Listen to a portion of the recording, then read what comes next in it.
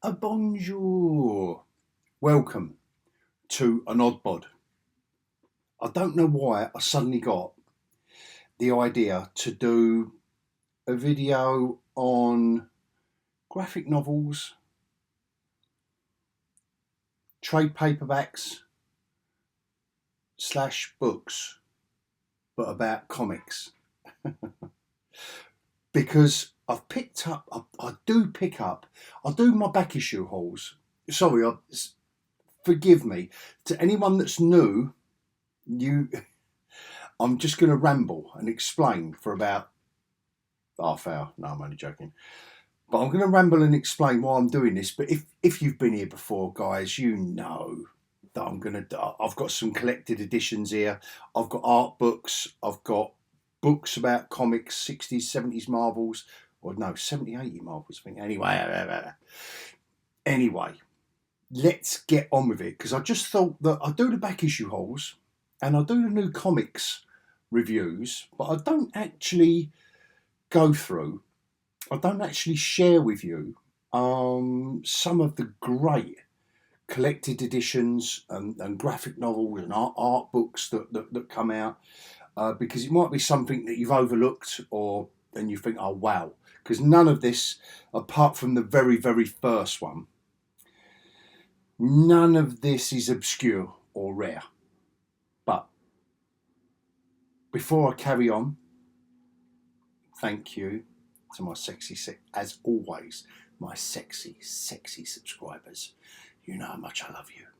And you are growing by at least one per day at the moment, which for me and my little channel is awesome. So I appreciate every like, subscribe, but particularly commenting. A lot more of you are commenting now, and I love it. Let's get into it. Whether we're over on Threads, we're over on YouTube, whatever we are, and we're cross-pollinating, as they call it in somewhere, as they call it in science. Let's get on with it.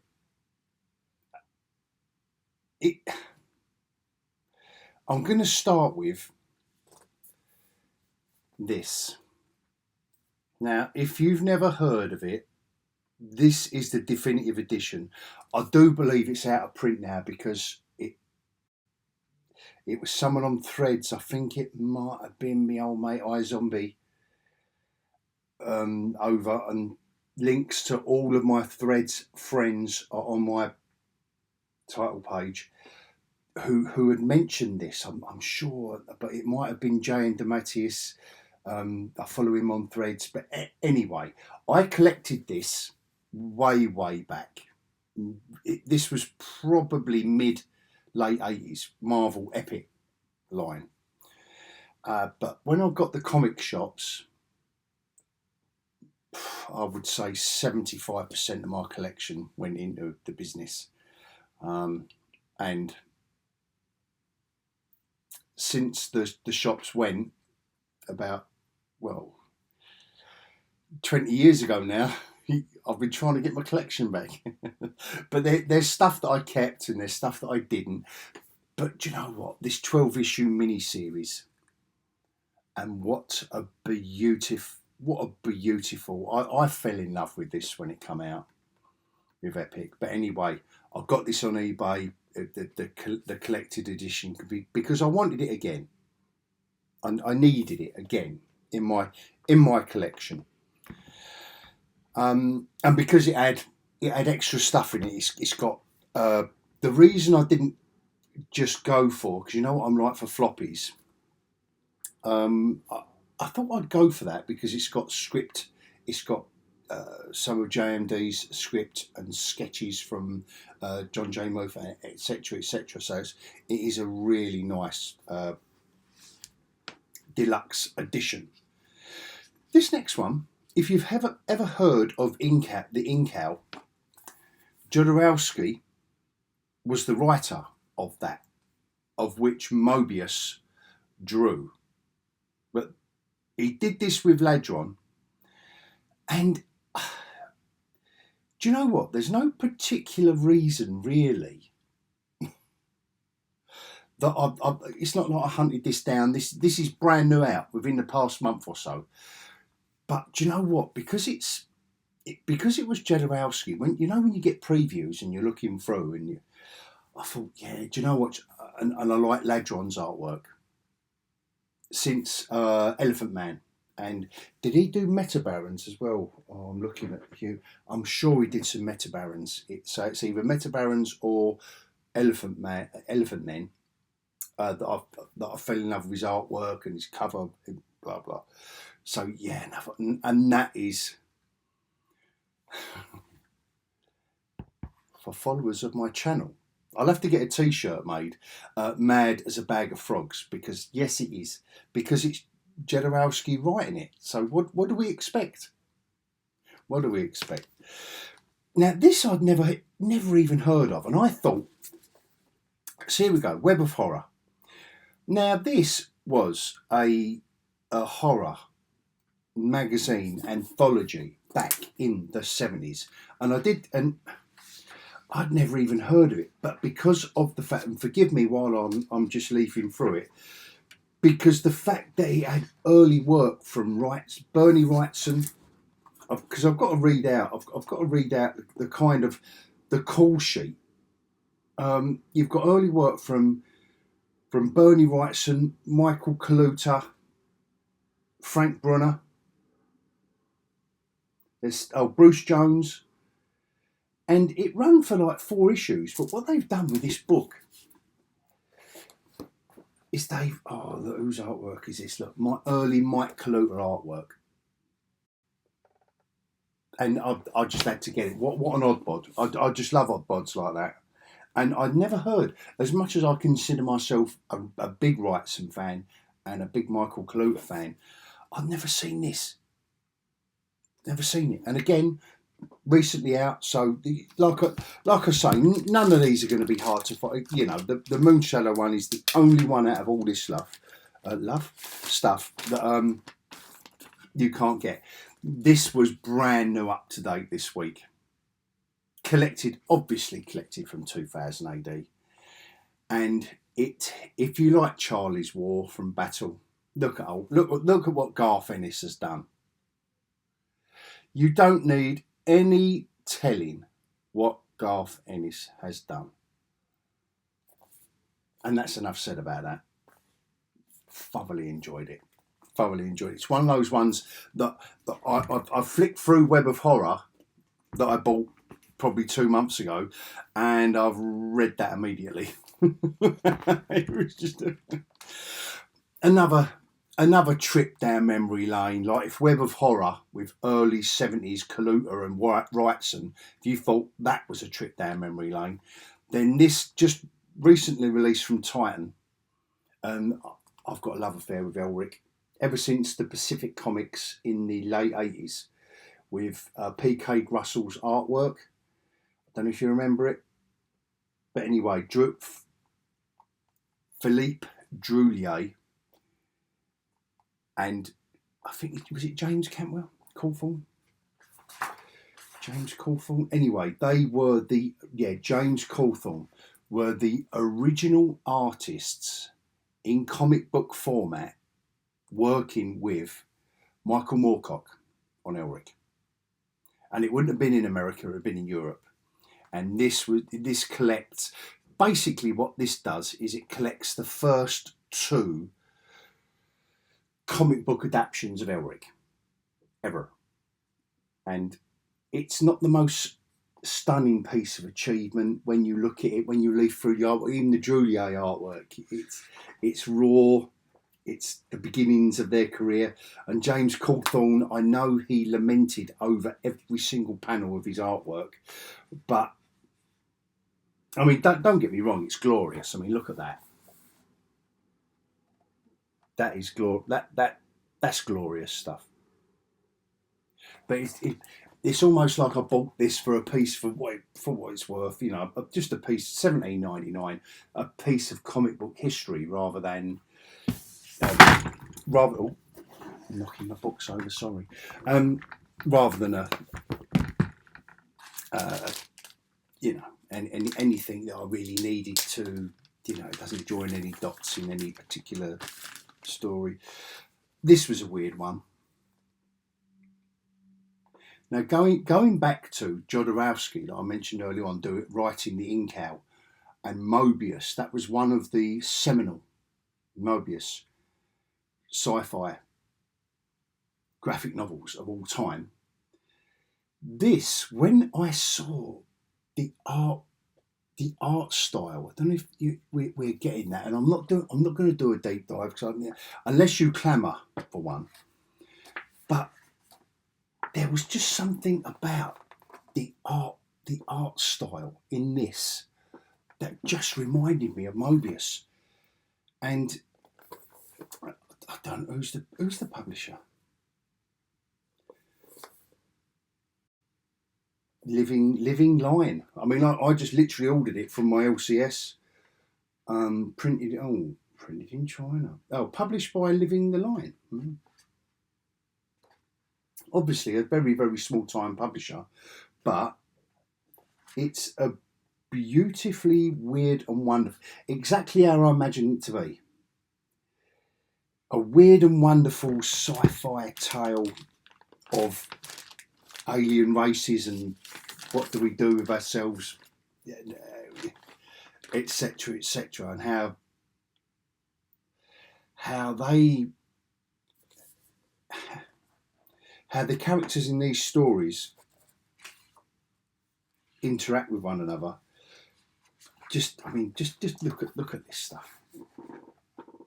I hope that's coming out all right. Sorry, I'm not doing a deep dive on this, but like I say, if you want me to do deep dives on any of this, let me know, and I can flick a few pages. But just that, yeah, and it's definitely of the Mobius style of art. And I don't know where Moonray originally came out, to be fair. Like I say, I just saw it in previews, and my old mate Paul, how we doing, mate, at Comics and Fantasy in Hornchurch, Essex, ordered them in for me. And, well, to be fair, like all of this is ordered through previews, except for the Moonshadow. And it makes a change to just have some, I don't know, a little bit of stuff, the quirkier stuff, because we can all be guilty of going mainstream, can't we? But I think so anyway. And it's always good to get the other side. And so that's all collected editions, graphic novels, trade paperbacks, whatever you want to call them, art books. Love it. Now, I don't know how long this has been out, but I've only just picked it up. Now, this man needs no introduction, does he? Of course he doesn't. And this has got some beautiful stuff in it, including from 1971, a story that he did in a romance magazine. And that is not anything like the Ezquerra we know, is it? And it's got enough information. What I like about it is it reproduces. You see, Major Easy is probably the earliest. I didn't know what I was looking at when I was reading Major Easy, and it's not until 2000 AD really goes full steam ahead that you're realising Ezquerra is a name of an artist that has drawn loads of comics that you loved, because you're of an age, and particularly in the UK, comics were of an age. But what I do like is the biography of Carlos in between. Obviously goes into Strontium Dog, the first Dread ever, which wasn't the first Dread published ever, but there we go. So yes, art books. Now a little bit left field maybe for you modern. If you're younger than 40, unless you're a real comic book artwork aficionado, you haven't heard of John Severin. You might have seen his work in early Marvel, it was EC where he carved out his name, really. And what I found really sweet about this was this, like I'm saying, the Carlos Ezquerra one, it's semi-autobiographical because it tells you how he started out and he had to move from Spain and move to Croydon and etc. etc. Carlos. A lot of it is what we already know. This is more autobiographical, and it just tells you his story from drawing comics in the 40s and 50s and EC and then Charlton and then Marvel. He done a little bit of DC, but not very much. And right up to modern day, Marvel. I think he did a Rawhide Kid miniseries, John Severin. Could be wrong on that. Let me know. But I know there was something in the. When I say modern age, I'm not talking about last week. I'm probably talking about the 90s. Anyway, he had a prolific career, John Severin, and he was a classic style illustrator that knew and at it. He was one of those ones like like the old school, like Alex Toth and who's the guy? Al Williamson. Yeah, Al Williamson. Those guys that were old school, that honed their craft, and they knew they were illustrators. They kind of crossed. I can't even put Will Eisner into their gang because he was more visceral, wasn't he? He was more organic. Whereas these guys, you John Severin, and your Al Williamson, they were, and Alex Toth, they were proper. I know I'm just use those three. I won't harp on, but they were proper illustrators. Someone who straddled both, who had a foot in both camps, I would say, John Romita Sr. And what this book does is it reproduces. I think it's about 4 issues. 1, 2. No, it's more than that. It collects 1, 2, 3, 4, 9 issues. It collects 9 issues of Spiderman.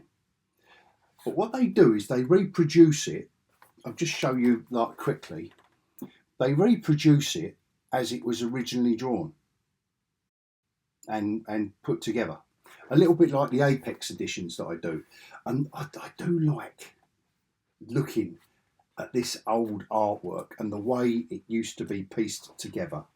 The way that, like something like that, where you can see Tipex marks. I don't know if that's going to come out on the camera, but you can see Tipex marks where there's blemishes on the, all of this had to be cut and pasted out and drawn. This was pencil and ink. Then this was cut and pasted and drawn and glued onto the top of the artwork. And I just love the way they used to put it together. You can see here the blue lines. You look at Spider-Man there, and you can see the blue. Hopefully, you can see the blue lines that John Romita was using before he inked it, because the print process wouldn't pick up the blue line pencils. So that's what you drew with. Love it. And I know you've really got to be into your comics to appreciate that. But again, wasn't an expensive book, and it's just nice to see behind the scenes. Now, these 2 books are, if you're a Marvel fan, these 2 books are absolutely stunning. They're absolutely superb. 2 Morrow's Publishing, which does Alter Ego and Back Issue, and I don't know if they do Back Issue. Yeah, they do a lot of comic book journalism, for want of a better term. And what these books do is they literally go through each year of the 70s and the 80s and review every Marvel comic that come out. I just love it. I just absolutely bought it on the off chance that it would be great. And then, Amazing Spider-Man 85, and Captain America, was it 126? In the 70s, reviewing it. They get Amazing Adventures #1, Inhumans, Jack Kirby, and it's such a great insight because we can't have all of these comics. Conan the Barbarian #3, we can't have all these comics, can we? I know there's probably a few of us out there that have, but other than that, and then when you look on the back, and they go through, this is the start of the career of all of these creators. Then, from Roy Thomas onwards. Roy Thomas, Neil Adams, Cockrum, Kirby, Kane, Buscema, Claremont, Tusker, P. Craig Russell, Frank Brunner, on and on. Steve Gerber. The 80s one is John Byrne, Gene Colan, Frank Miller, John Romita Jr., Bob Layton, Jim Shooter, Mike Zeck. Come on, guys. Yeah, just an issue by issue. Oh, look, it's just a little Avengers 255 and Rom Space Knight issue 65 being reviewed, but then they've got a nice John Buscema for if you are a Marvel aficionado. Like I say, these are current, and they're $28. So 20 odd quid. And you do get a lot of bang for your buck. I mean, they're dense. I mean, there are. That's 200 odd pages long. 226 pages, and there's no adverts. It's crammed. I mean, obviously it's got illustrations, but it's crammed with all the comics that were coming out in that decade. Beautiful. And along the last one, guys, before I go, the last one. Sorry, this has been a bit of a waffly, but I'm trying. I'm trying it anyway.